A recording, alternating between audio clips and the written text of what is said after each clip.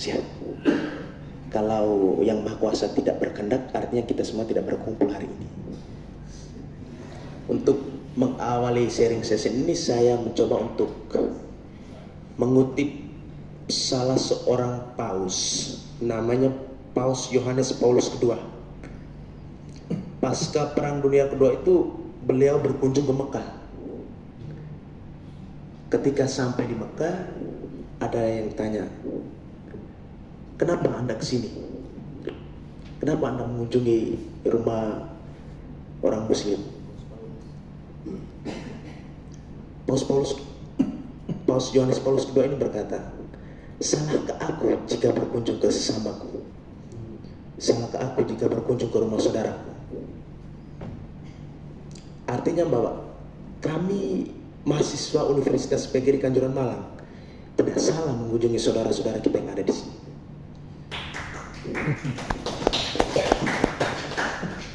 Ini adalah suatu bentuk toleransi rasa cinta kita terhadap sesama kita. Kan begitu.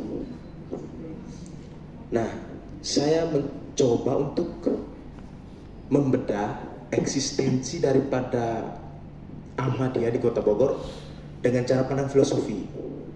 Saya orang senangnya filsafat.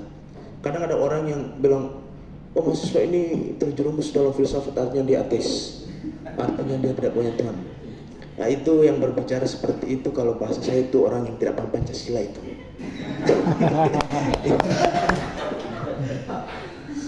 Nah saya juga sempat baca di Google tentang keberadaan Ahmadiyah di Bogor, dan dicap itu Ahmadiyah ini sesat.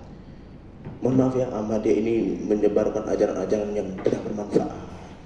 Itu berita-berita, ya menurut saya itu berita hoax yang dibuat oleh orang-orang yang tidak memiliki kemanusiaan, yang tidak bisa menghargai sesama umatnya itu.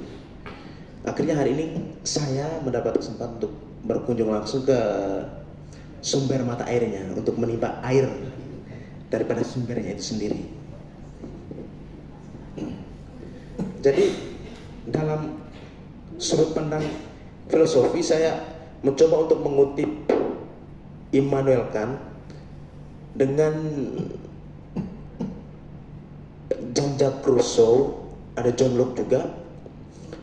Ketiga filsuf ini berbicara bahwa kebebasan beragama itu adalah hak privatnya setiap orang, adalah hak pribadi setiap individu daripada masing-masing umat manusia. Jadi siapapun tidak boleh membantah, melarang dia untuk beragama, melarang dia untuk berkeyakinan. Agama itu adalah hal yang privat di dalam diri seseorang. Seperti tadi, saya lupa tadi ada orang yang, ada saudara-saudara yang bilang itu adalah privat di dalam ruang sini. Kalau saya tidak salah Pak Ramadan tadi ada ruang privatnya. Nah, ada perbedaan antara res privata dan res publica. Res publica dia berbicara soal hal-hal umum. Kalau res privata dia berbicara soal hal-hal privat. Itu kita dapat di abad pertengahan. Dulu ada istilah namanya dekei pembusukan. Nah, penggabungan antara agama dengan politik. Dari situlah kita kenal Kristen Protestan lahir, dipimpin oleh Martin Luther King dan Calvin. Ada di zaman abad pertengahan juga ada terjadi perang salib. Muhammad Al-Fatih berhasil meruntuhkan Konstantinopel lewat gunung. Kalau saya tidak salah literatur yang saya dapat itu. Tapi kita kembali lagi eksistensi Ahmadiyah di sini. Saya kalau berbicara seperti itu ya selalu menyebar kemana-mana, jadi dikoreksi saja. Saya bukan ahlinya, tapi saya mencoba untuk memberikan pengetahuan saya hari ini, kita diskusi hari ini.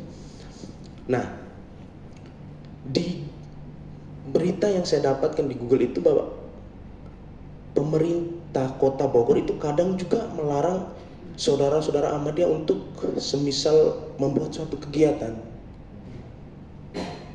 Sebetulnya di mana pemerintah itu tidak boleh yang namanya melarang orang-orang untuk melakukan kegiatan. Tidak boleh seperti itu.